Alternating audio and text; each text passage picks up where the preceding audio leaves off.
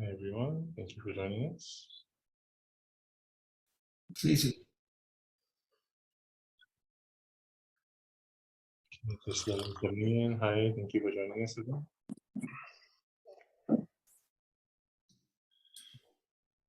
We'll be beginning in about 3 minutes. I'll be sharing the agenda for the program itself. It should appear on your screen.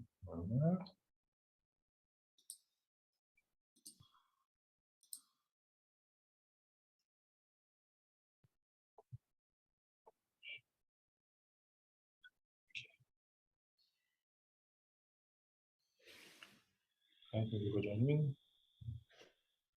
Okay, we'll be beginning soon in 2 minutes.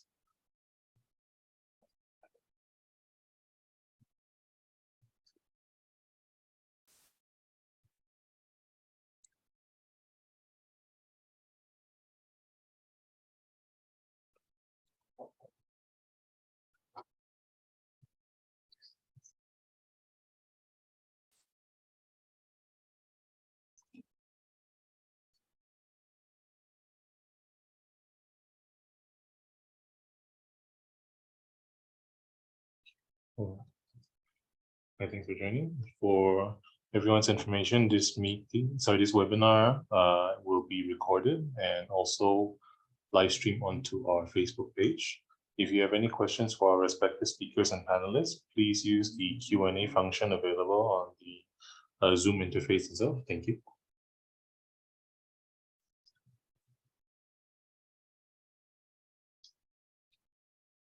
Just give another 2 more minutes.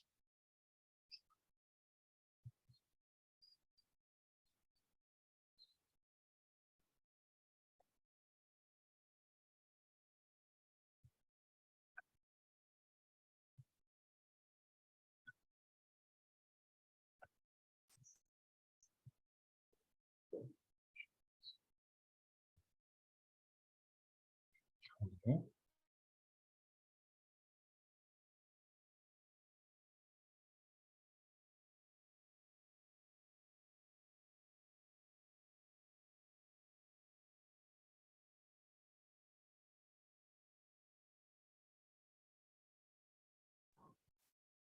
Okay.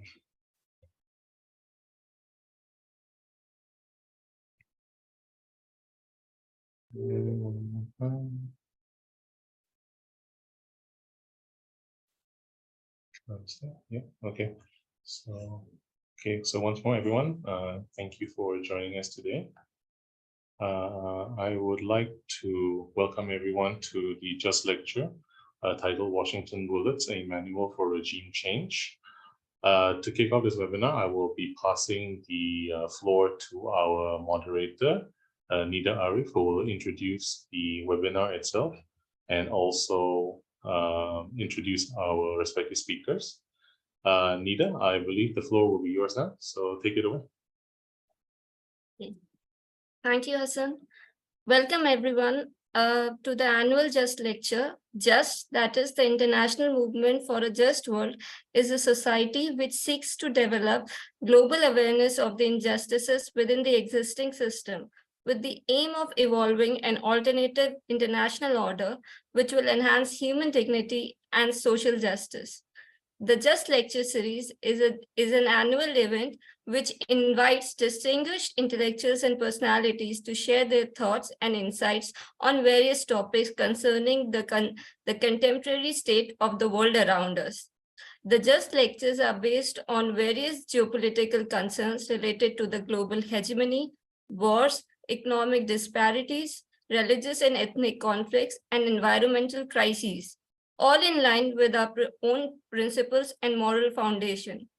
For this year, Just annual lecture theme is regime change and how it is strategically orchestrated by hegemonic powers in their destructive pursuit for total control over the planet. Our distinguished speaker for the day is Dr. Vijay Prashad, who would be speaking on his critically acclaimed book, Washington Bullets, A History of the CIA Coups and Assassination. Vijay Prashad is an Indian historian and journalist. He is an author of almost 40 books, including Washington Bullets, Red Star, Over the Third World, The Darker Nation, A People's History of the Third World, and the Poorer Nations, A Possible History of the Global South.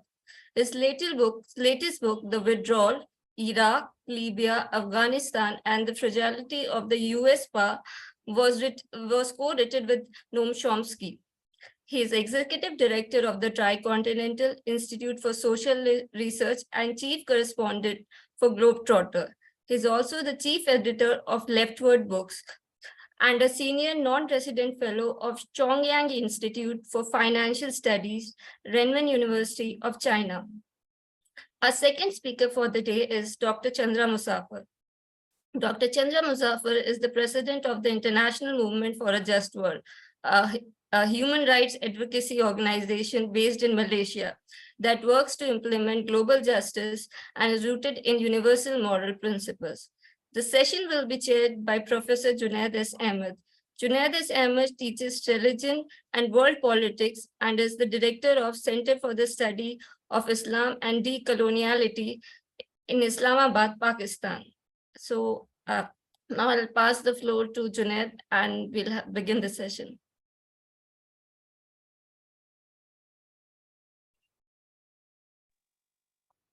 Thank you, Nida, for that. And once again, a very warm welcome from me to, of course, Dr. Vijay Prashad, but also to all of the participants.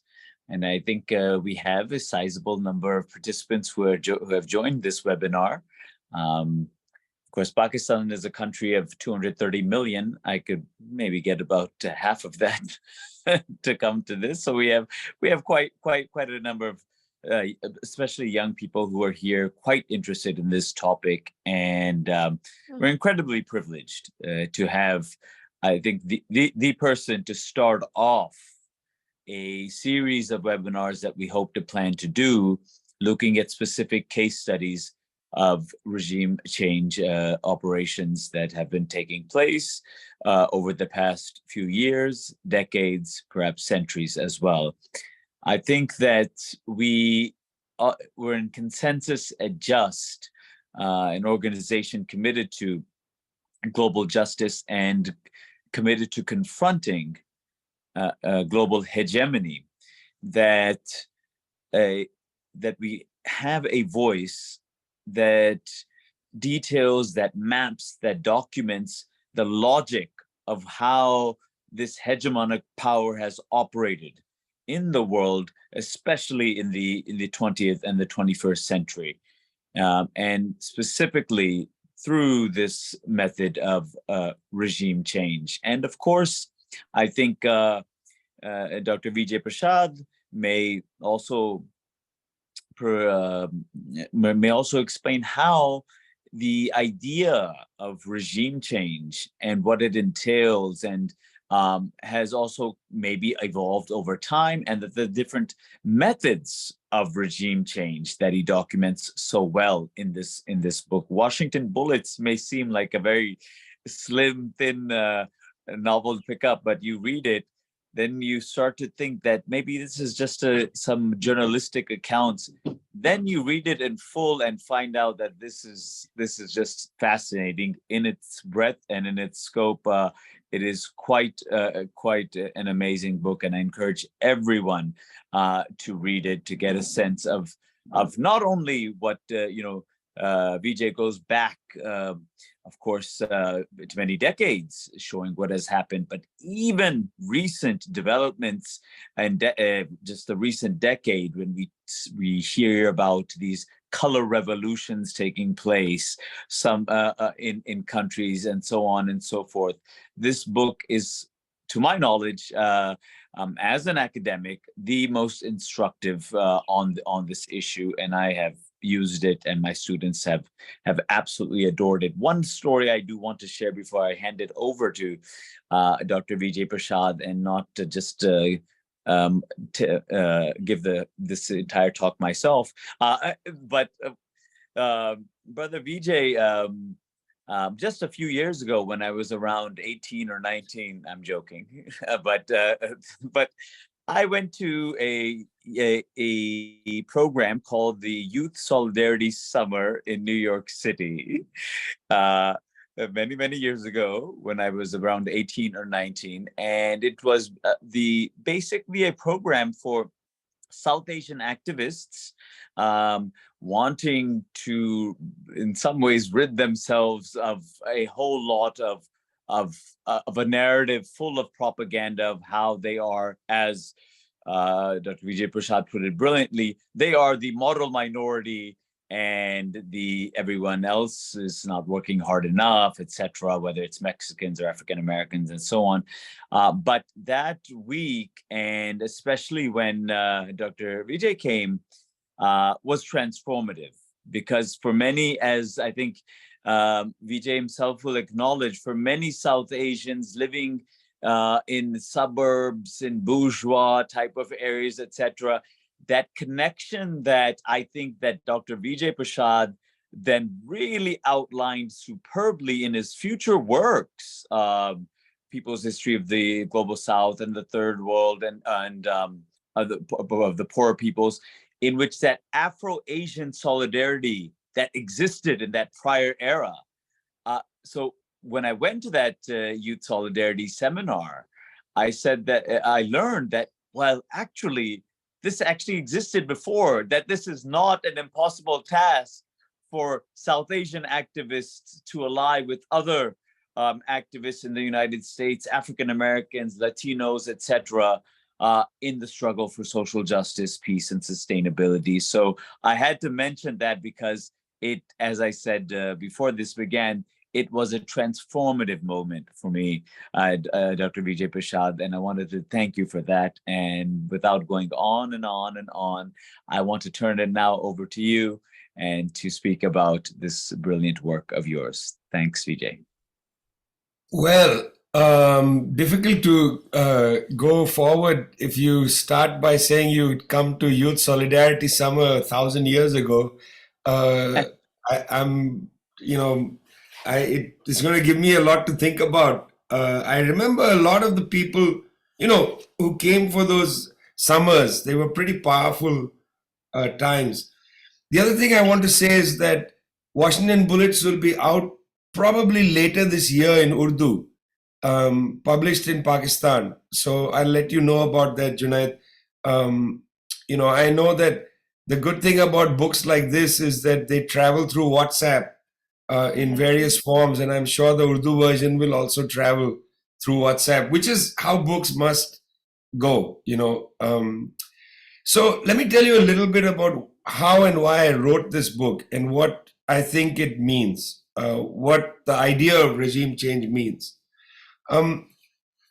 It was in October of 2019 that I got a phone call from Bolivia saying that there is likely to be a coup very soon against the 14-year-old government of Evo Morales.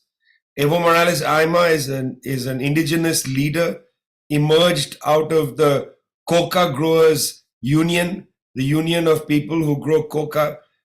He became a very important reference point in Bolivian politics during the water wars in the town of Cochabamba that was led by the trade union leader, the veteran trade union leader, Oscar Olivares, through the Great Water War, where the citizens of Cochabamba, led by the trade unions, defeated Bechtel Corporation, a US corporation based in San Francisco. The people defeated Bechtel, didn't allow Bechtel to take over the water supply on a private basis. Out of the Cochabamba movement, out of the Cocalero movement, Evo Morales was able to stitch together a party called a Movement to Socialism, MAS. MAS won a stunning election, and Evo Morales became president. Now, in 14 years, the government of Mr. Morales and MAS was able to reduce poverty from nearly 80% of the people of Bolivia in poverty.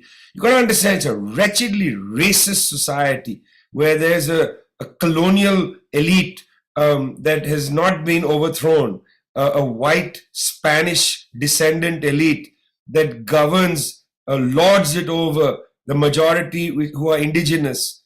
In that society, 80% poverty rate roughly when Mr. Morales became the president. By the time of the coup of 2019, the poverty rate had fallen to 14% or 15%. That's the most dramatic decline of poverty that we've seen in a country as poor as Bolivia. Bolivia, by the way, the country where Che Guevara was killed in 1967, just for reference, a country rich with tin. In the old days, tin being the most important export, and now increasingly lithium, which is a key ingredient in the electric car. So Mr. Morales, in these 14 years, was able to fight the oligarchy, peel away part of the social wealth of the country, and improve the living conditions of people, which is the reason why he continues to be immensely popular. He won 3 general elections and was entering into an election process which the opposition started to say was fraudulent because he was not permitted to run by a constitution which he had challenged in the Constitutional Court. Anyway, October, got a phone call saying there's a coup. So, well, I called the person most interested in these matters. I called Noam Chomsky. I said, Noam, there's an ongoing coup process in Bolivia. Why don't you release a statement? And he said, well, let's do it together.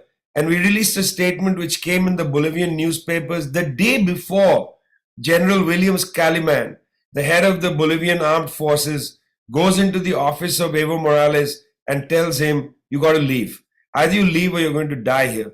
Mr. Kaliman, by the way, has disappeared, probably living in somewhere in Spain or perhaps in Miami. We don't know where he is. Evo Morales, fear for his life, fear for the chaos that might unfold in Bolivia. There were police mutinies across the country against a reform which took licensing fees away from the police, which was a great source of corruption in the country. They had mutinied in large numbers. Morales decided to leave the country, eventually goes to Mexico, to Argentina, and waits it out in Argentina. After the coup took place, many people, including people of some sense and consequence, including people of the left, like Walden Bello and so on, came out in public and said it's not a coup. It's not a coup because Mr. Morales had overstayed his welcome. He had been there too long, blah, blah, blah. People of the left said it's not a coup.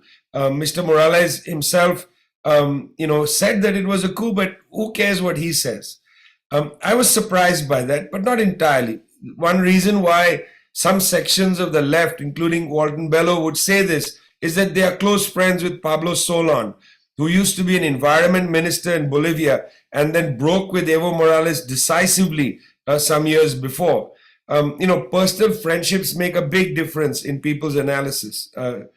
I'm saying that quite directly. This is not going to earn me marks or good marks from people I know, but I think it should be said that this is the position people took after the overthrow of Mr. Morales. Jenny Ranias came to power backed by the United States ambassador, backed by the US fully, and she cracked down on the movement to socialism. There were some massacres, arrests of activists. They sent a lot of people into exile. I was furious at what was going on in Bolivia. I sat down at my desk. I was I was moving around, but in Brazil, in Santiago, and so on. And I wrote this book. I wrote this book in 3 weeks, largely out of a great sense of anger at the situation in Bolivia. And I'm still angry at what happened in Bolivia. Very angry. I'm not embarrassed to say I'm appalled by how people behaved against Evo Morales, the major native leader of the Americas at the time. They just threw him under a bus. This book, the manuscript, I was sent to Evo Morales, and he very kindly wrote a foreword to the book because it really comes out of what happened to him. He's a friend. He's an ally. Again, I'm not embarrassed to have taken a strong position on his behalf. Turns out, of course, that Mr. Morales was right, that the people regrouped. They were able to build the mass structures, in a clandestine way. They fought against the coup regime of Jenny Ranias. They fought against the coup itself. They overturned the coup in an election, and Mr. Morales' party MAS returns to power through the ballot box, led by Luis Arce, also known as Lucho, and David Chocohenca, who's the vice president. Mr. Morales is the president of MAS, living inside Bolivia. The process has started again. Now, why am I saying all this? Because that's how books should be written, frankly. Books should be written out of a conjuncture. I'm not one to believe in scholarship that builds upon scholarship, where you look to see what's the gap in the literature and how do I fill the gap. This is a book of the conjuncture. Something happened. I was deeply upset by what had happened. I understood this material very well, and I'm going to get to that in a minute. And I decided to write a book. There it is, guys. It's a book of the moment. And I sealed the moment by asking Evo to write the introduction or the foreword, making it very clear this is a book about that coup d'etat against the government of Evo Morales, against the socialist government in Bolivia. Now, let's go back a little bit. What is regime change? A regime change is not possible before World War II. There were no regime change episodes before decolonization. You see, before decolonization, there was direct colonial rule in most parts of the world. You require the beginning of democracy in countries of the third world to be able to have the concept regime change. It's anachronistic to take the concept regime change before 1945. It's anachronistic. What are you going to apply it to? The overthrow of a monarchy somewhere? That's not a regime change. The regime change is not literally the change of a regime. That's not what the concept means. It's a dense concept. It's not just a literal concept. Obviously regimes changed in the 19th century. Of course, regimes changed in the 18th century.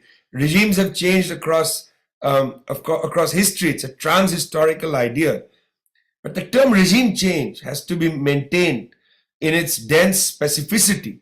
It's not just a change of regime. It's a change of a particular kind of regime. And I want to spend a few minutes on that.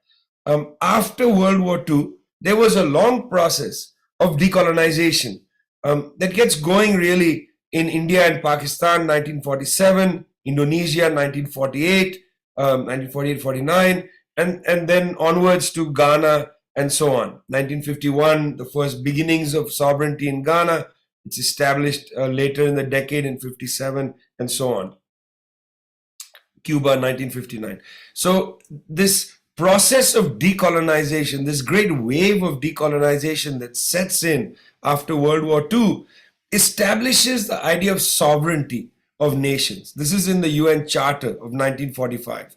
The UN Charter is the most important consensus document in the world. It establishes the right of nations to have sovereignty. Member states of the UN have to have their sovereignty, and it establishes the right of people who live in the world to have dignity. That's why you have an International Declaration of Human Rights and so on and so forth. These are two, for me, key concepts of the modern era, the post-World War II era: sovereignty and dignity, parallel concepts. When a nation has sovereignty, when a people have sovereignty, they establish their own structures, their own understanding of how they want to govern themselves, how they want to choose their representatives, and so on. And these are quite idiosyncratic. In some countries, there is one political party operating. Julius Nyerere, for instance, in Tanzania, made a strong case for one-party rule. He said in a time of a young nation coming out of colonialism, to have multi-party democracy would be to welcome in imperialists. That was the argument made by Julius Nyerere in Tanzania for a one-party state. Then you have people like Madan Bhandari, much later in Nepal, making the case as a communist for multi-party democracy. A multi-party people's democracy was Madan Bhandari's concept. Range of different kinds of established, relations between people and how they would like to be governed take place. But these are all intended to be sovereign. People make their choices one way or the other. through a revolution. In China, through a passive revolution. India, they make decisions how they want to govern themselves and so on.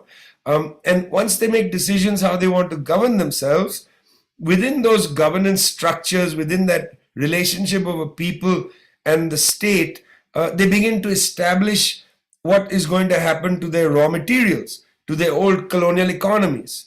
They decide, look, no longer can we live with the idea that our raw material gets exported to the coast and then it goes off to the metropole, the core countries, the former colonial countries. They then process the raw material, send it back to us as finished goods. Raoul Prebisch, the first head of the UN Conference on Trade and Development, wrote a series of papers in 1948 on what he called the terms of trade dilemma, that countries that sell primary goods and import secondary goods, they are at a disadvantage. They're always going to fall into debt. In other words, the debt crisis is permanent for these countries if they continue no longer to develop their economy. So the question of development comes on the agenda. All of this, getting, in a sense, distance from the old colonial power. That's the process of establishing sovereignty and to establish dignity. These concepts are more important to me than the concept democracy, because the concept democracy is too vague.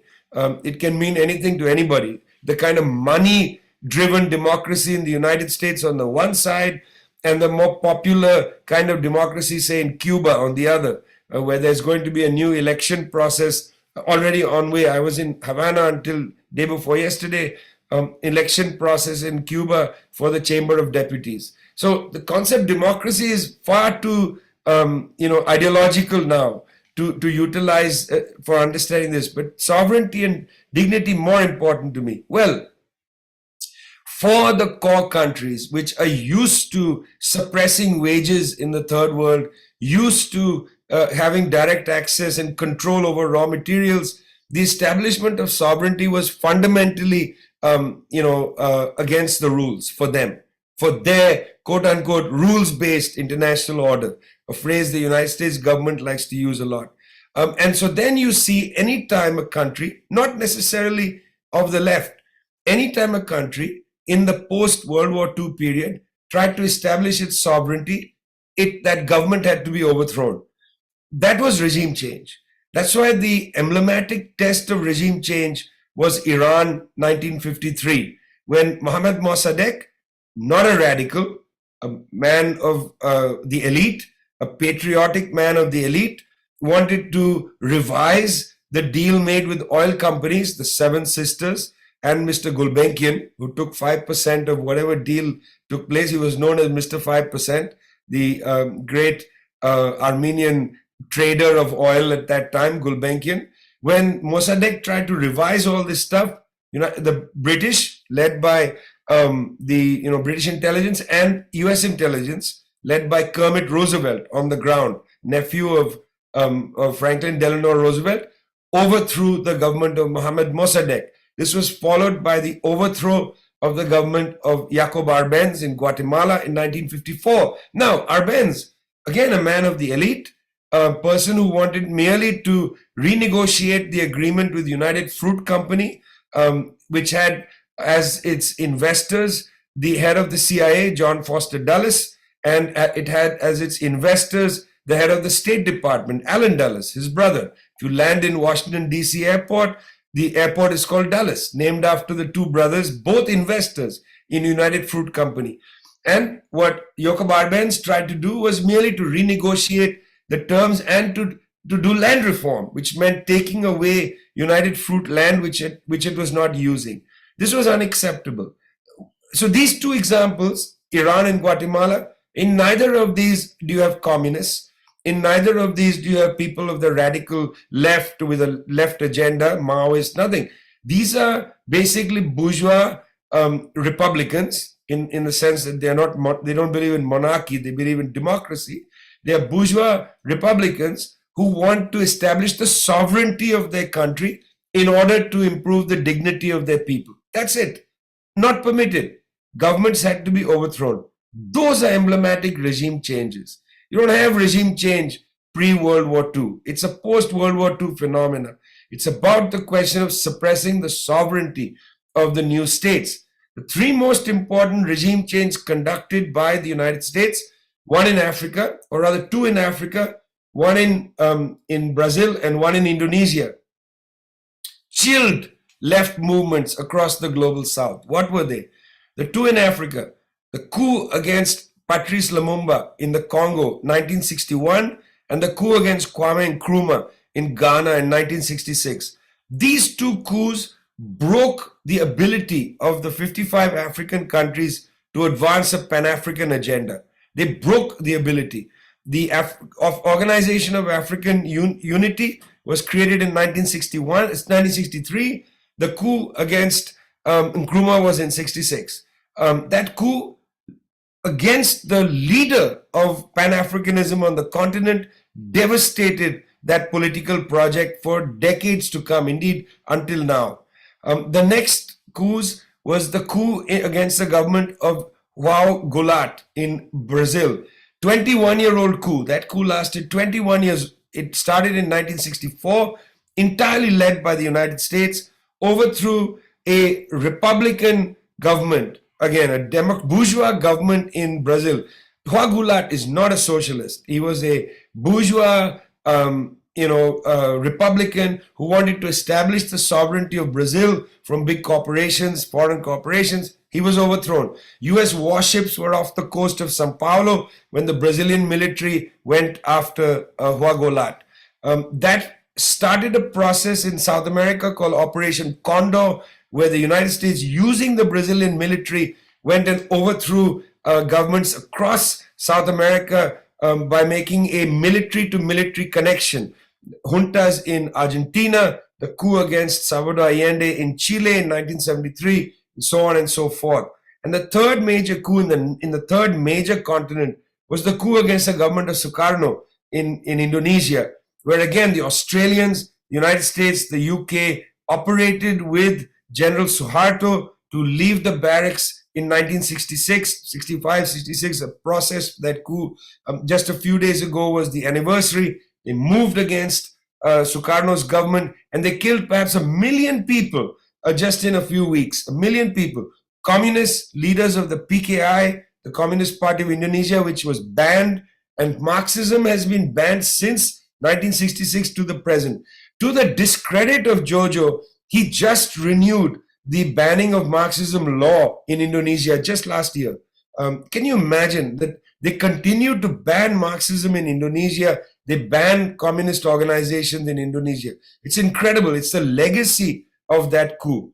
These three coups chilled left movements across the global south, particularly in South America and in Africa, made it very difficult to advance the left for generations.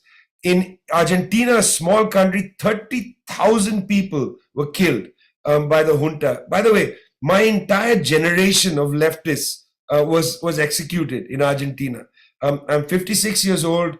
People my age, when they were college students, were all killed, taken on helicopters and thrown alive into the Atlantic Ocean. That's what the Argentinian military did on behalf of the United States government.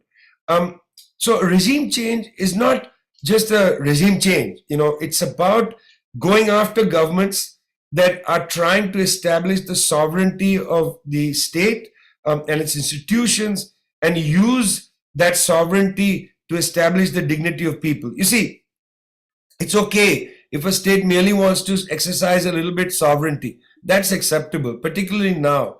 It's okay. India wants to establish sovereignty. It's fine. It's when you establish sovereignty to improve the dignity of people that you then trip the cord and you alert Washington to act against you. Because to establish the dignity of the people, you're going to challenge international capital. You're going to have to challenge multinational corporations and so on. It's okay for Mr. Sisi, for instance, to quote unquote establish the sovereignty of Egypt. But Mr. Sisi is not attempting to improve the dignity of Egyptian people. He's not confronting global capital and so on.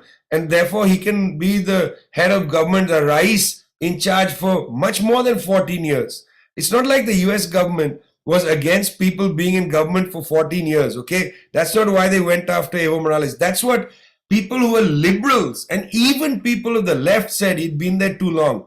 Angela Merkel was the Chancellor of Germany much longer than 14 years. Nobody complained about that. You know, when Mubarak was the head of government in Egypt longer than 14 years, the only people who complained about that were the Egyptian people.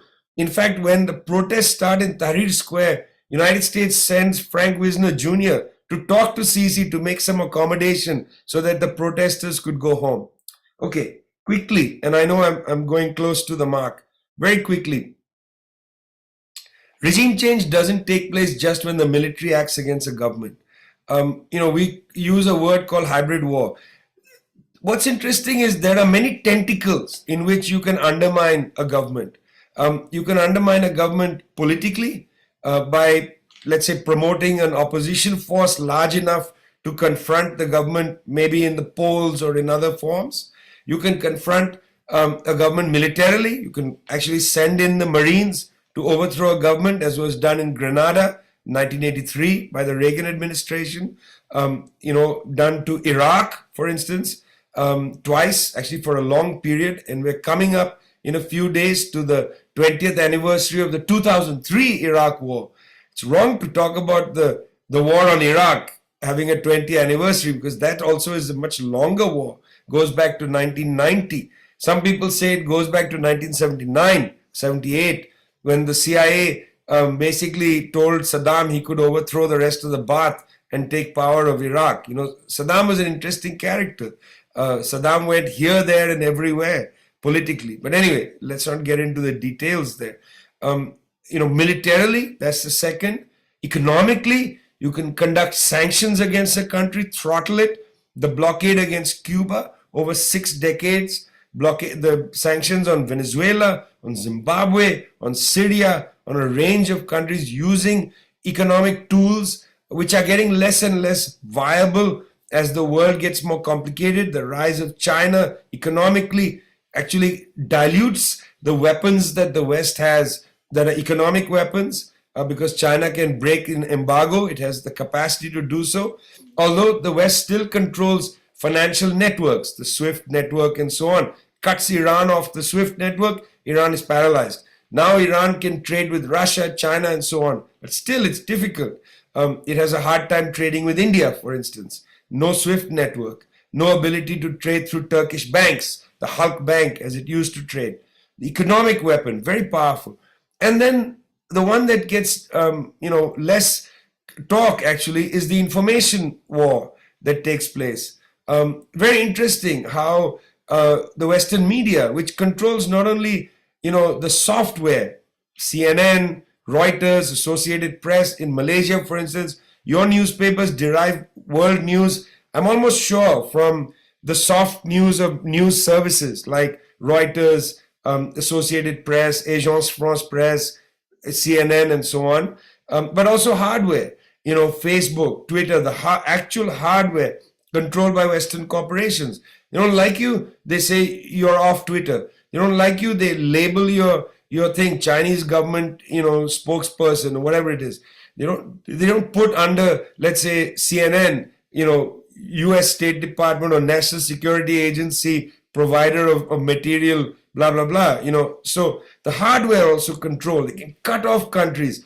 Zoom, for instance, what we're talking on, has decided not to allow Cubans to use Zoom, to access Zoom. I was in Havana, and as I said, until yesterday, in fact. If I was in Havana today, I wouldn't be able to join you on Zoom like this, because Zoom blockades Cuba. It's not that the Cubans don't allow Zoom. Zoom will not go to Cuba. You can't access it. You can't access a lot of applications from Cuba. They cut you off. That's the hardware. The information war. This hybrid war is interesting. Look how fascinating it is. How they can easily change the way they understand people. Mr. Putin, and I'm going to end with this story. Mr. Putin comes to power as the heir of Boris Yeltsin.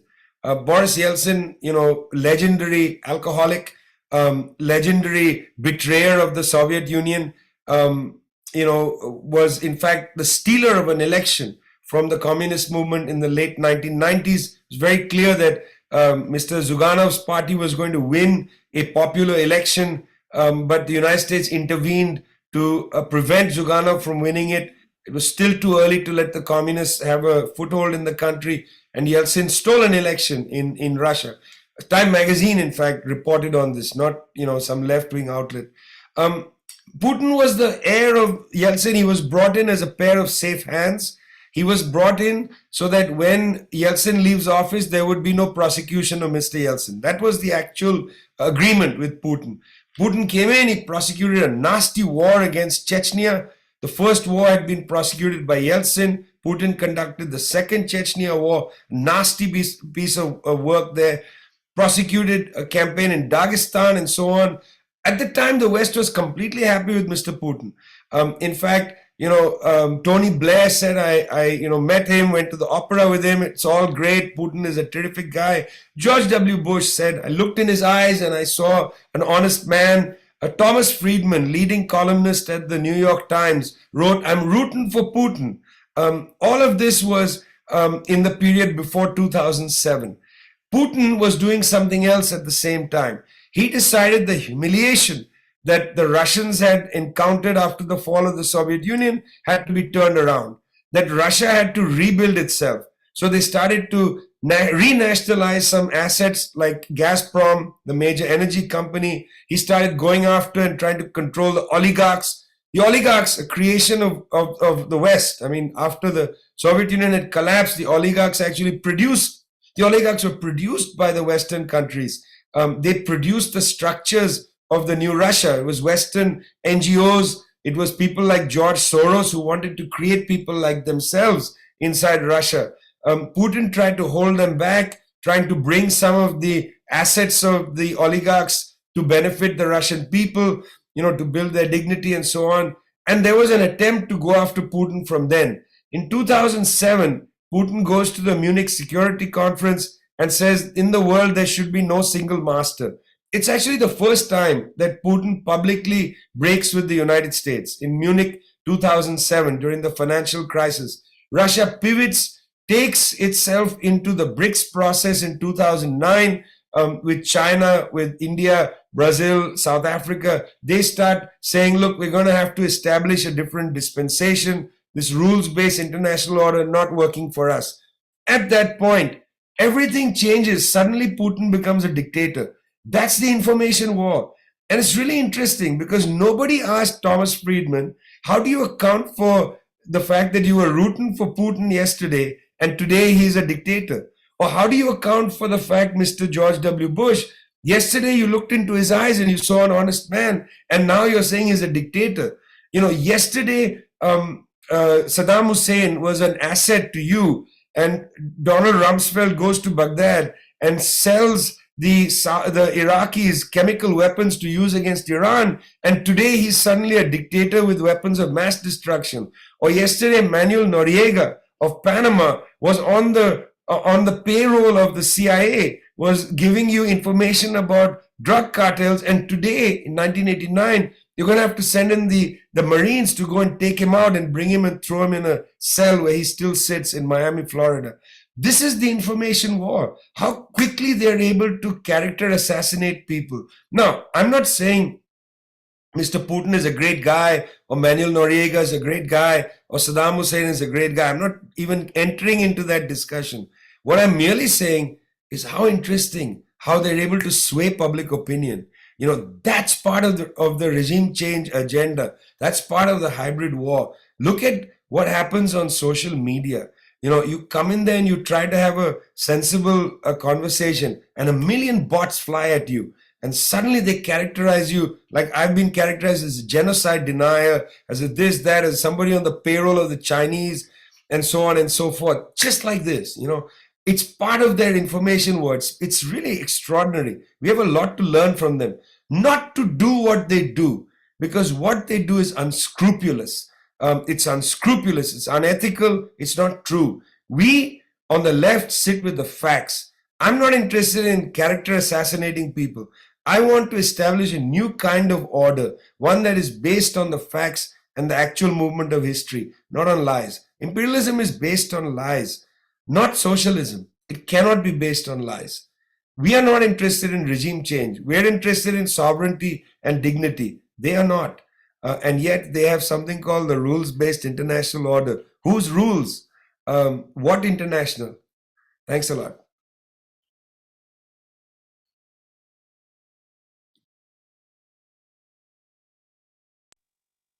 Thank you so much, Dr. Vijay Prashad, for the inimitable insights you always bring to all the talks that you give.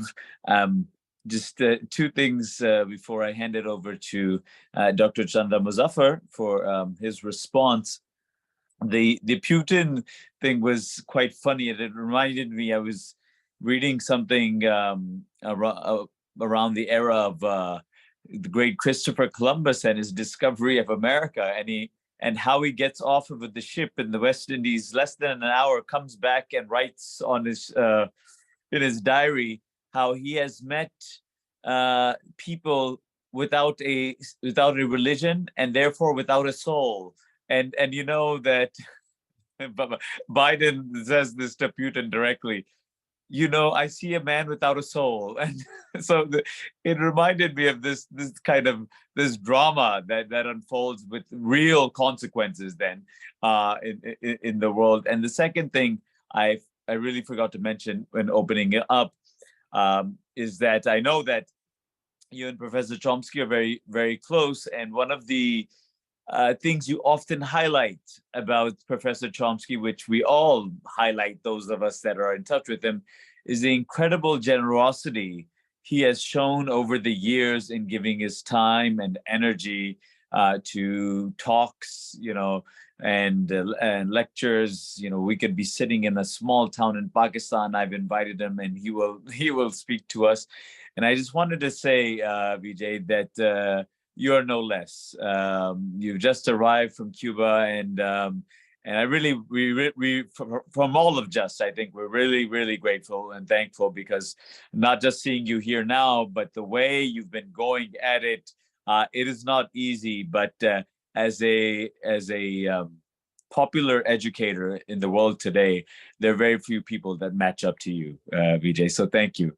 And now, Dr. Chandra, please, if you would share your remarks.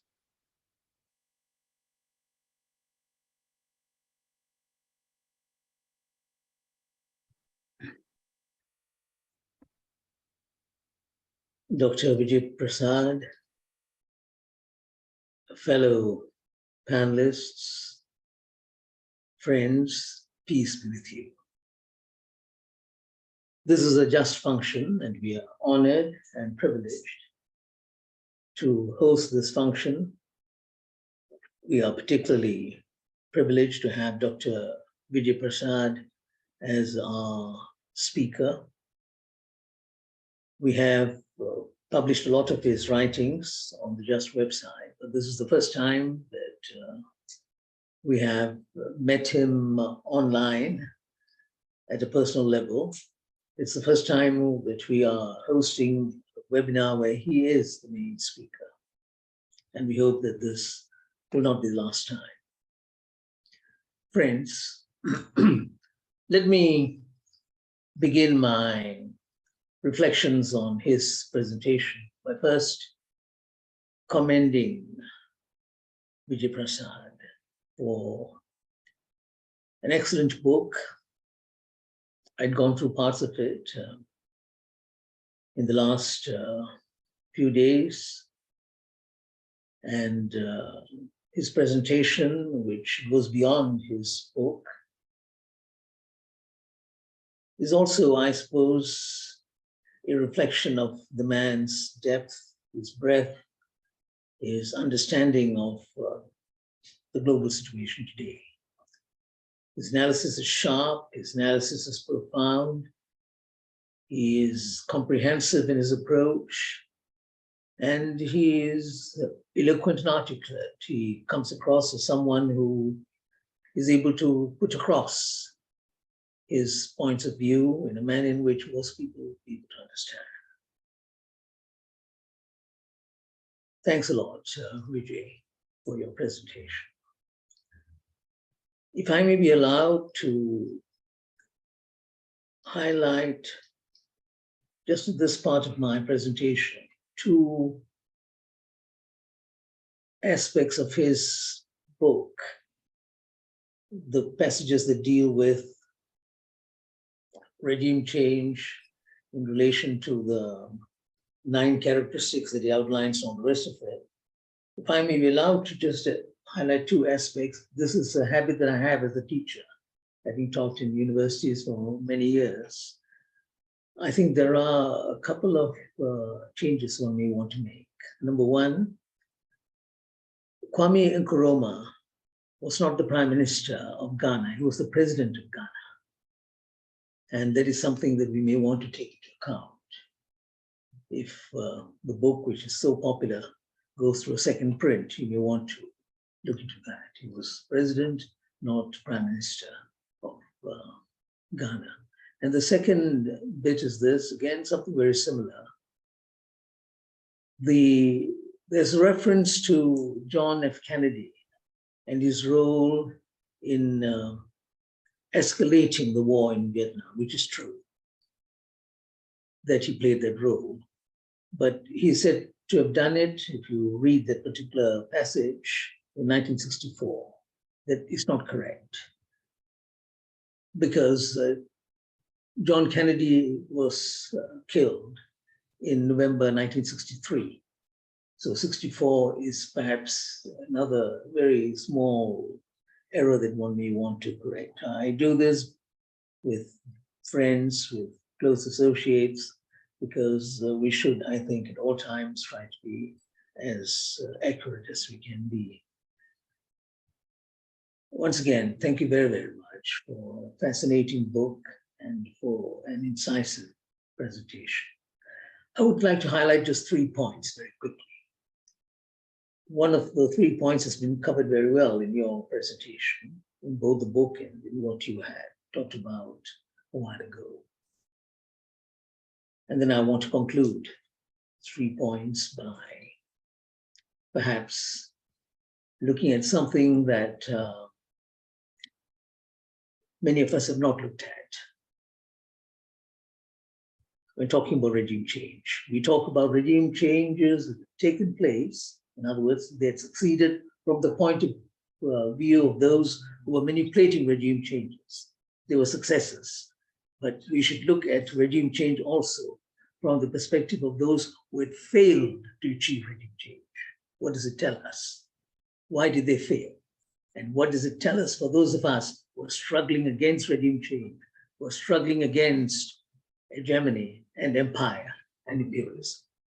So that would be my conclusion. Now, the first of the 3 points I want to make is about the role of the media. Vijay did a thorough job as far as the role of the media is concerned. And this is something that all of us must keep in mind, that it is this pernicious, destructive role of the media which contributes a great deal to the success of regime change from the point of view of its perpetrators, of those who are manipulating the situation, trying to achieve regime change, the role of the media. Isn't it amazing when I look at my neighbor, Indonesia, and I was a teenager when the 1965 episode took place in Indonesia, the Gestapo incident, the coup against Sukarno and his associates. It was just amazing. The Indonesian media at that time gave a totally false picture to the people. And that had been sustained for years and years. And one can argue that even now, the whole truth has not been discussed in Indonesia within the media about what had happened. What was the story that they created at that time in the Indonesian language and in other media channels in Indonesia? That what had happened on 30th of September 1965 was an attempt by the communists to grab power. This is what had happened. They tried to grab power. They knew that Sukarno was not well, and the communists decided to grab power to strengthen their position and to take over the country. This is the story. It's a story that spread all over the region, and especially Malaysia, because you know that Indonesia and Malaysia were not on good terms at that time. There was the Indonesian confrontation against Malaysia. And that is part of another story. The reason why Sukarno felt that way about Malaysia was he thought that this project called Malaysia, at that time, Malaysia had not been formed yet. The British played a role, and so had other elites in the different component parts of the Malaysia that came into being. Now, Sukarno thought it was a British neo-colonial project, Malaysia. Malaya being expanded to include Sabah, Sarawak, and Singapore, and Brunei at one point, but they didn't come through, that they were all trying to encircle Indonesia. And there was a reaction, and there was a bit of tension. It did not become a war as such, but there was quite a bit of tension. So the Malaysian media was very much against Indonesia, very much against the truth in Indonesia, very much against what had really happened. And they peddled and they publicized this lie about what was happening, that it was a communist coup, that the communists were trying to take over, and we have to be very, very careful about what is happening because it may spread to Malaysia, which, as you know, as a country, Malaysia has had to deal with an underground communist movement which resorted to violence. And because of that, there is within a big segment of the Malaysian population to this day, strong antagonism against communism because of that underground communist movement. And of course, thousands of people died and the rest of it. So this is the media and the power of the media, how strong it is. So in the victim nation, you find that the truth is never told. It's not just in the case of Malaysia. Look at the Iranian media in 1953. Dr. Mohammad Mossadegh, as Vijay pointed out very correctly, he was a nationalist, but he was not a communist. And he wasn't even a person who had sympathies for the non-Marxist dimensions of socialism, if you want to put it that way. He was a nationalist, but he was a good man. He was a man who was respected, highly respected in Iranian society. But they decided to overthrow him. It was a combined operation of both the CIA and MI6. It was such a vile operation because he was a popularly elected leader. He loved his people, and the people loved him, but they got rid of him. And in the end, of course, you know, what happened to him, and they replaced him with a puppet. And of course, the Shah of Iran was restored to the throne and all the rest of it. And again, you see the media give a totally different story about what is happening, just lies. And it had happened in the case of Chile, it had happened in the case of the Congo, where Malaysia, you know, in those early years, 1961 or so, sent troops to the Congo under the flag of the United Nations. We were one of the first nations to respond to the UN mission in the Congo. But disinformation and lies was just amazing. It was only in later years, through my own efforts and after I went to the university, that I discovered what a great man Patrice Lumumba was. But the picture that was painted of Patrice Lumumba in the media was just unbelievable. So this is a sort of distortion that takes place with media. And this is something we must keep in mind, the vile, vicious role of the media in all our societies. And it's true that that continues to this day. Our media, they're dominated by news from certain sources, and they make no attempt to discover the truth because that's a little too difficult. It's a little too cumbersome. The second point I want to make is this, that the other area that I'm very concerned about is universities and the teaching of political science and international relations in our universities. That's my own discipline. And I know that for a very, very long while, to this very day, in our universities, I retired a long, long time ago, but in our universities, none of these things, the regime change operations that are taking place, the way in which governments are overthrown, none of these things are really taught in any of our universities. These things happen, and the story that is told to the young people is fiction, basically, that this is what really happened and so on. They will paint the person who is targeted as an evil person, and it'd be a very one-sided, biased interpretation of events, and they got away with it. I remember that when I was an undergraduate at a university in this region, the course that I took, one of the many courses in political science, it was called Western Democracies and Communist Regimes. You see the use of words that for the Western governments, they were democracies, but in the case of the communist governments, it's just saying communist governments, it was communist regimes. It was of a different category. That was the way it was. And no one even questioned these things. And that has continued to this very day. In other words, we have churned out graduates, thousands of them, who become officials in the ministries of information and foreign affairs and so on, education in all the ministries with this sort of background. And this, to my mind, is a major problem. And it's not only in this country, in so many countries in the world.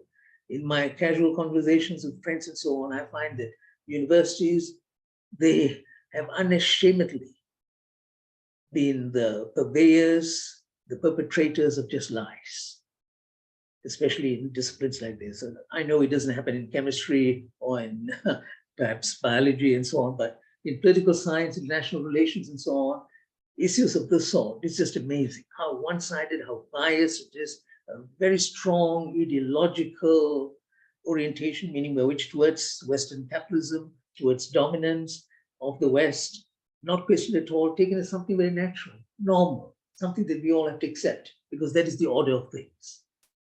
And that I think is very, very dangerous, that sort of thinking, and that has been perpetrated very effectively for a very long while in the universities. And that brings me to the third point that I want to make, which Vijay had also alluded to in his presentation.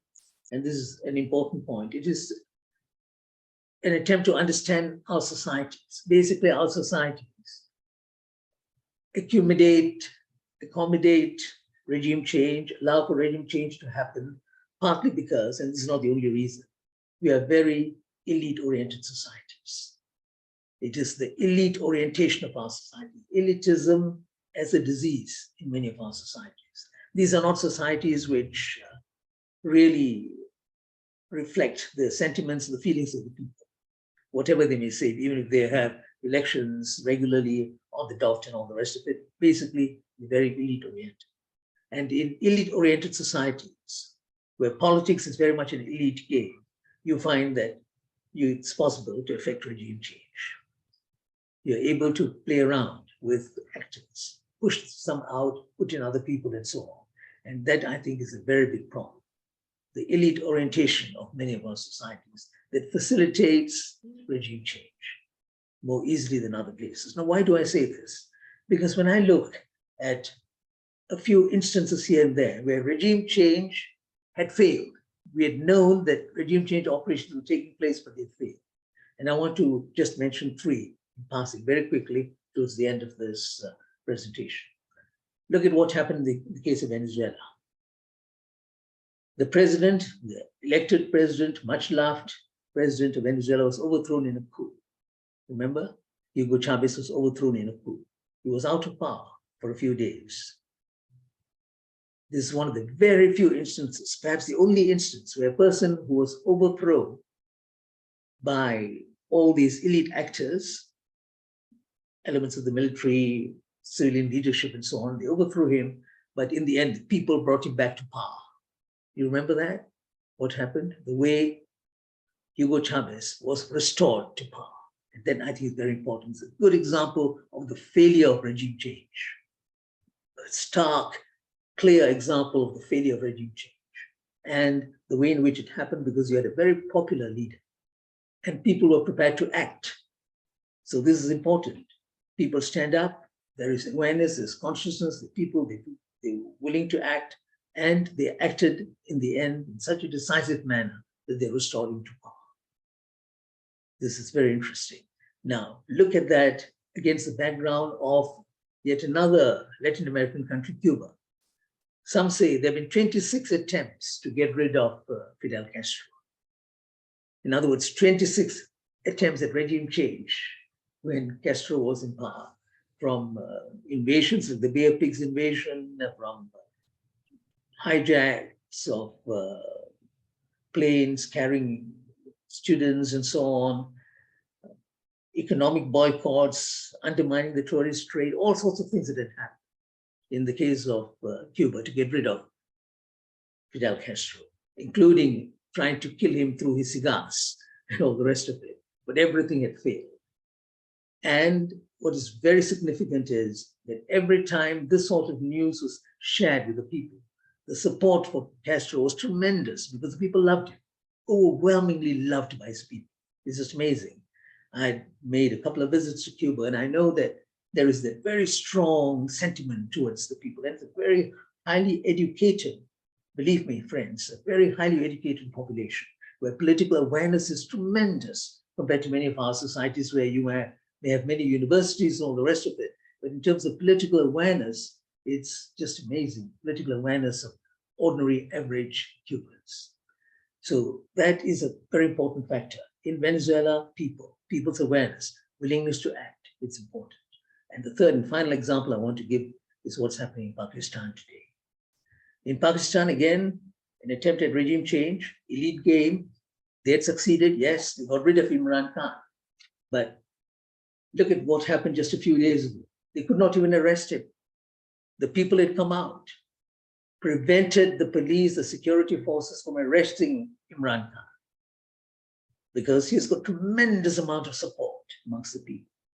And this is the first time, if you look at the history of Pakistan, we just had coups and other forms of political change, but this is the first time that there is a sort of mass movement around a leader. And then I think it's very, very interesting what has happened in Pakistan, which persuades me, at least up to this point, as an observer and as a participant in this whole process, that the answer to regime change is mass mobilization, people's mass mobilization, people's support. There's no other way. That's the only way to defeat regime change. And that is what we should always try to do. Whenever we sniff regime change in any part of the world, and you know that there are these attempts all the while happening in so many countries, even countries which are very close to Washington, DC, they will try to change because they don't like a certain aspect of a particular government or a particular process. The way to defeat it is through the people. It is people's power in the real sense of the word that can defeat regime change. So we may have an answer, and the answer means strengthening, empowering ordinary human beings, men and women like all of us. Thank you.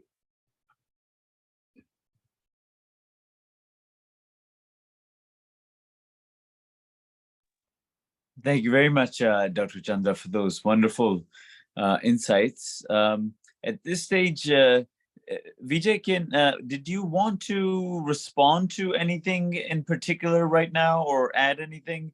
I will say something, but people to ask questions if, yeah. Okay. Well, we have, I think, since so many were from Pakistan, Dr. Chandra certainly addressed one of the main ones was the situation in Pakistan. But so I think he addressed at least 30 people's question just by that one last comment of his on the situation in Pakistan. But if I may say, Vijay, that I think you put it very correctly, and I wanted to amend my earlier statement that the idea of the regime change operation can only come into being after the 1940s and 50s, and particularly as you document very well in your book, the creation of the CIA and then of the special forces as well to implement these types of activities throughout the world. I mean, now I've read the book meticulously. I mean, and I've taken extensive notes, but I think that you're absolutely right. And I want kind of the people that are participating in this to know that the regime change operation strategy is part of is the tactic of the strategy of imperialism, the battle of imperialism versus decolonization. I think that's how you put it really well. That has been the struggle, and regime change has been the tool to do that. I mean, I wanted to make this point later, but I think that it's to kind of pique the interest of the participants that are here to go out and get the book and distribute it. At one point, Vijay, you say that these people are quite vicious and quite brutal. And I just wanted to quote something from the book. This was in reference to the Guatemala, and this is not a newspaper article or no anarchist material propaganda, but comes straight from the pages of the CIA. The title is A Study of Assassination, as you know, in reference specifically at that moment to Guatemala in the coup in 1954. And it's quoted as, "No assassination instructions should ever be written or recorded. Decisions must be made in the field and kept there. The book lists a number of tools that can be used in an assassination, such as hammers, kitchen knives, etc. Anything hard, heavy, and handy will suffice." And just to add to that quote, absolute reliability is obtained only by severing the spinal cord in the cervical region. And it ends by saying that those who are a bit squeamish should not attempt to do this. So this is the details of the barbarism involved in this. And when you talk about the eighth point that we focused on, for example, the assassinations, this is really a manual for regime change that and might as well. I mean, when we've seen these so-called colored revolutions that have come out since the 80s, 90s, and till the present, etc. Vijay Prashad lists, you list your 9 points, and I'll just list them very quickly. Number 1, lobby public opinion. Number 2, appoint the right men on the ground, CIA officers, ambassadors, etc., to make sure that they're able to exert the necessary pressure on whichever politicians or generals they want in power. Number 3, make sure the generals are ready because no coup can happen without them. Number 4, make the economy scream, which is a direct quote from Nixon in reference to the Chile in the 1970s. Number 5, diplomatic isolation. Number 6, organize mass protests. Number 7, give the green light. And number 8, a study of assassinations. We did that a little bit. And number 9, deny that we had anything to do with it. And I think that when Dr. Chandra spoke about Pakistan, when I went through this list, it looked pretty familiar to me. But the one thing that I'll see if there's any other questions. But the one thing I did want to say is that the way that this book, when reading it, many people often will accuse us who are engaged in documenting these crimes against humanity as being engaged in conspiracy theories. What Dr. Vijay Prashad has done in this book is unraveled and documented in detail. Yes, these conspiracies launched by Washington against these countries to undermine their governments. And so I think that this is an old trick that the establishment uses to dismiss this narrative of ours by calling them all conspiracy theories and so on. And the final thing that I'll say is that, and I don't want to touch upon this either, although of course it's omnipresent, it's here, the whole Ukraine issue and Ukraine and Russia, where from the very beginning, there was a discourse and narrative about, a very correct one, about how there was the racist treatment of the way Ukrainians and white Ukrainians were being treated and the refugees and so on, versus the non-white folks from Africa or from the Middle East or from elsewhere and so on, and how these double standards were at play.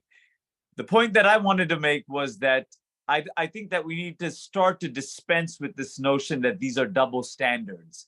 I think that this is the standard, that this is that, yes, that the Black person will be inferior to the white, blue-eyed, blonde-haired person, etc.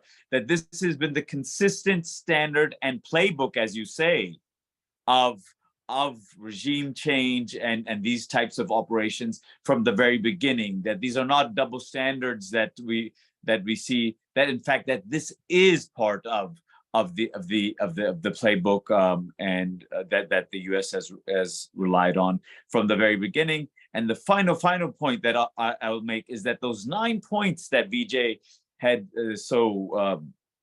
lucidly elucidated, I mean, in terms of the way these regime change operations are conducted, I think that we also in the global South need not be complacent on these things in our own societies, because we know very well that we can also produce our own tin pot dictators and dictatorships and autocrats that have, I think, learned quite well from this CIA playbook on how to conduct these very barbaric methods of whether it's torture, detention, arrests, and so on and so forth. And so I think that at the end of the day, you know, I am from the Wallacinian tradition. It is a world system. They're not disconnected, but we also have to critically see how this also applies in our own societies and how they have learned these methods. Countries in the Middle East, we know this very well,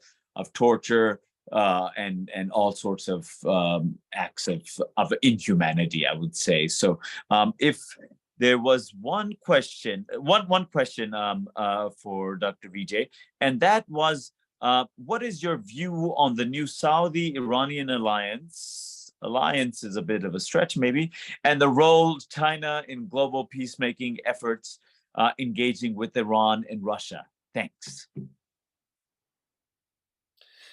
Well, lots of interesting observations on the table to think about. The first thing is that it's not so much the Saudi-Iranian conversation, because, you know, this conversation actually has been ongoing since the US tried to put pressure on Iran after 9/11. You know, the conversation between the Saudis and the Iranians never really fully broke down. You know, they continued to talk to each other because they understand that they are neighbors, and at the end of the day, they're going to have some sort of arrangement that, you know, particularly now with Mohammed bin Salman's agenda, and you know, he's a pretty mercurial character, but his agenda to create Saudi 2030, Saudi 2050, the smart city project and so on, pivoting Saudi Arabia away from reliance on energy, you know, on hydrocarbons, all of that. I think he understood, and people around him, that the Saudi Arabia's contest against Iran was hampering the ability to advance their agenda, that the Saudis had made a number of strategic errors. The war in Yemen, a major strategic blunder, where they haven't been able to extricate themselves. The attempt to conduct a regime change in Syria, it's not a strategic blunder for them, but it failed. That was actually something that they really were looking forward to, because they needed to find a way to stem what they considered the bleeding of the Arab Spring, you know, the kind of anti-monarchical sentiment that was rising. Well, they thought that Syria was going to be the last line of defense. In fact, they moved the last line of defense to Egypt. And, you know, the overthrow of Mohamed Morsi's government, Sisi coming in on behalf of the Saudis, that was actually sufficient. They didn't need to actually overthrow the government in Syria any longer.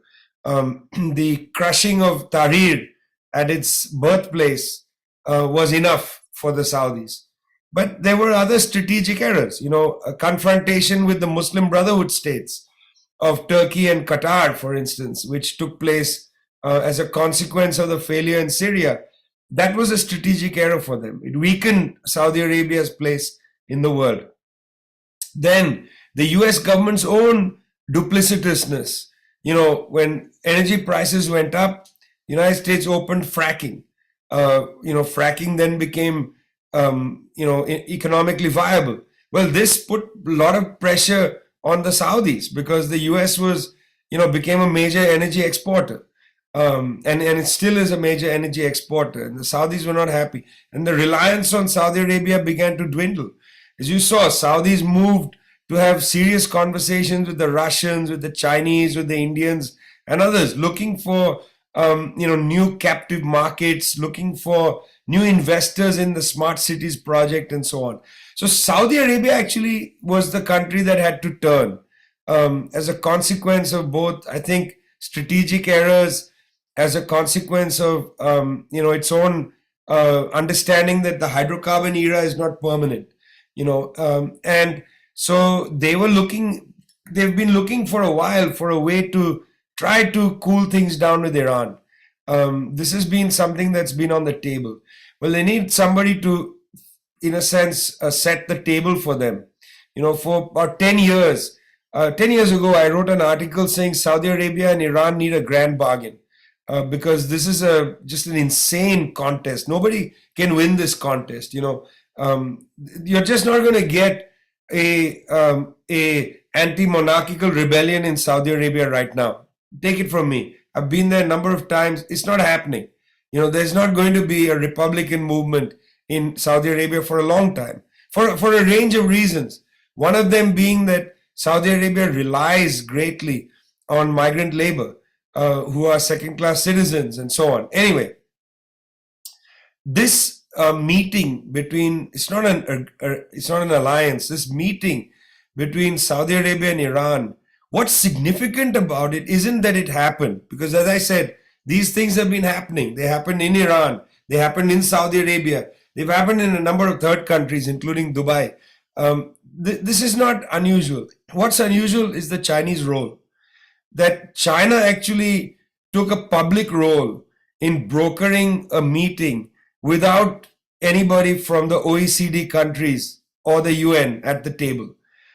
It is interesting to see China lead without needing the UN to put a stamp of authorization on it. They didn't bring Antonio Guterres to Beijing. They could have. He could have had a seat in the corner. They could have brought the French in. They could have brought the Scandinavians in. Anybody from, they didn't have any, whites in the room, as it were. They didn't need to, because they now feel confident that they can intervene in these kind of struggles.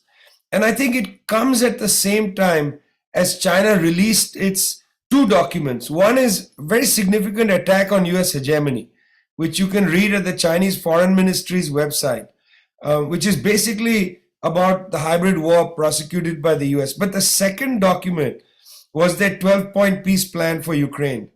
Very unusual for China to intervene in a conflict like that. So you got to understand these things at the same time. There's a new kind of confidence in Beijing that Beijing, it's acceptable for the Chinese to intervene on their terms with their principles. In fact, the peace plan for Ukraine is grounded in a kind of Panchshila, the 5 principles of coexistence. It's very much the Bandung kind of principles. And, there's a confidence in China. So I think, in fact, the Saudis have been seeking an exit from their, I think, number of strategic errors, including conducted by Mohammed bin Salman himself, such as the killing of Khashoggi in Turkey. Was a strategic error. It was unnecessary. You don't need to kill a journalist like that. There are other ways to silence people. You can put out a story that Khashoggi, whatever has these, mutations to his character.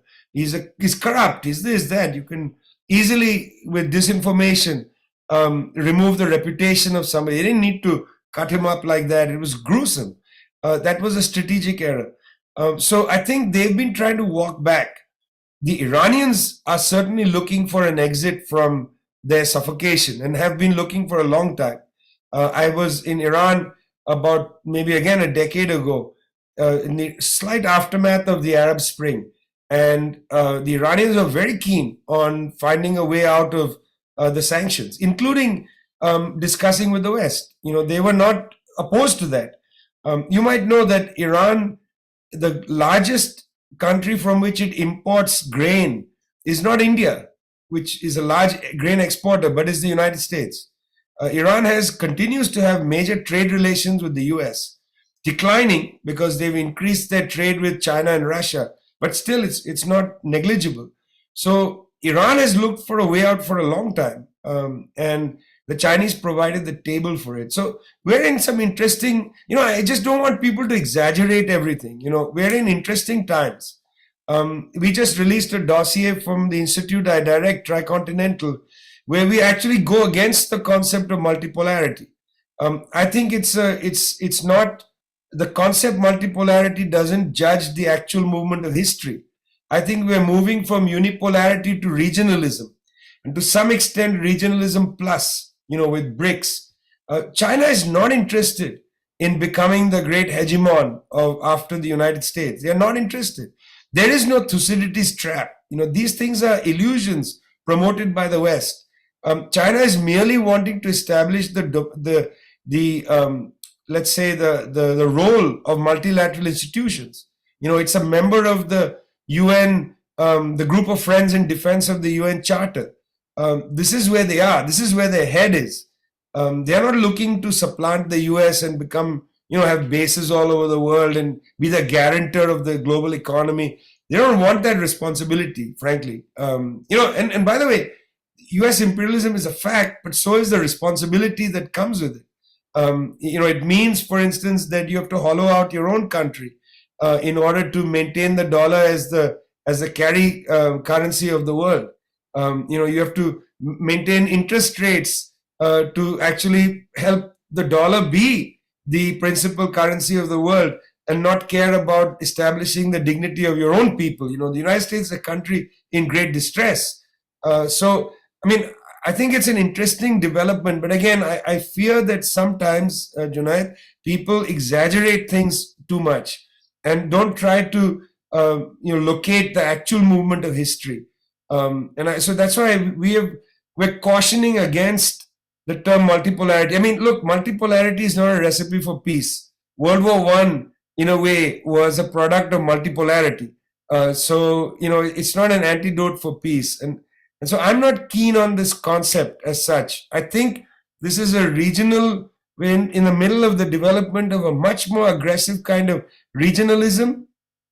RCEP is, after all, a regionalism plus kind of trade agreement. The Shanghai Cooperation Organization is a regional development. CELAC in Latin America, it's a regional development, but also multilateralism. The interest in actually establishing the United Nations and its agencies as players in the world, and not allowing the United States to dominate everything. I think it's funny. I'll give you a little anecdote, and then I think I have to leave you. But I'm going to give you a little story. Right after the Portuguese Carnation Revolution in Portugal and the overthrow of the dictatorship of Salazar, and it was a real dictatorship, a military dictatorship. The Communist Party was one of the most popular parties in Portugal. And when the Communist Party leaders went on to platforms during the election campaign and said, we are here to establish the dictatorship of the proletariat, they didn't sing very well to people. They were fed up with dictatorship. They said, we don't want a dictatorship of the military or the proletariat. We don't want a dictatorship. And so in the same way, the mood in the world today is, we don't want a single master, to quote Putin. We don't want a single master.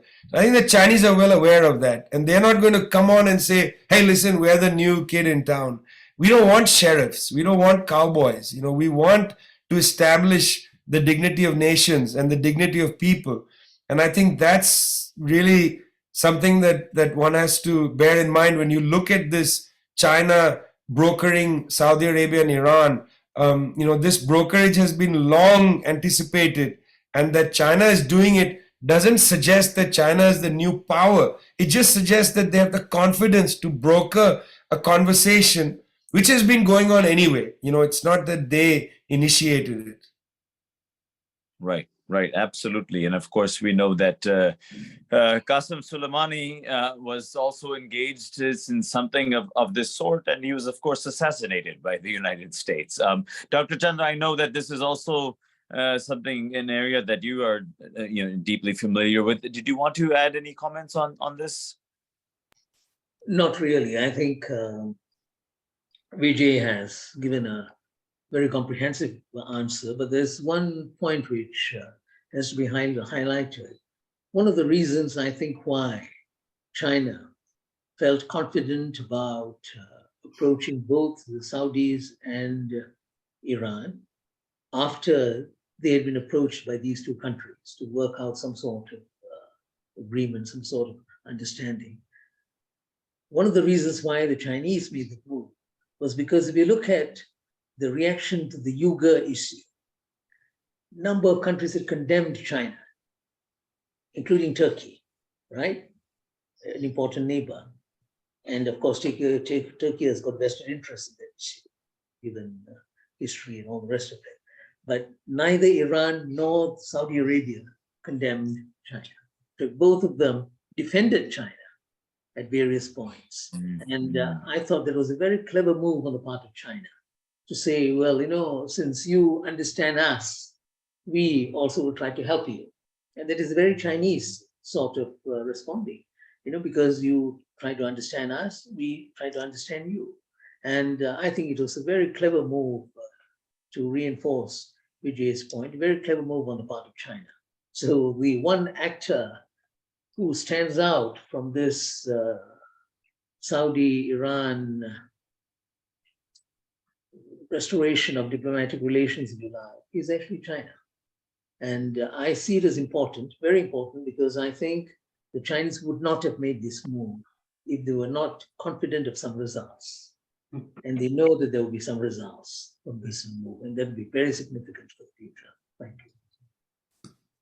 Excellent. That's an excellent point, Dr. Chandra. Thank you very much. And I know Vijay has to run now, but I just, again, from all of us, Vijay Bhai, thank you so much. And I also want to see in the future, hopefully, collaboration between Just and the Tricontinental Institute, etc. This is, I think, it could be a very productive, relationship that we could do in the future as well. So thank you very much, Dr. Vijay Prashad. Thank you, Nida. Thank you, Dr. Chandra, Hassanal, our whole team, and to the participants that attended today's event. Thank you so much. Thanks a lot. Cheers. See you again, Chandra. Bye, Nida. Keep smiling, Nida. Keep smiling. Bye, Junaid. See you later. Bye-bye. Bye-bye, Vijay.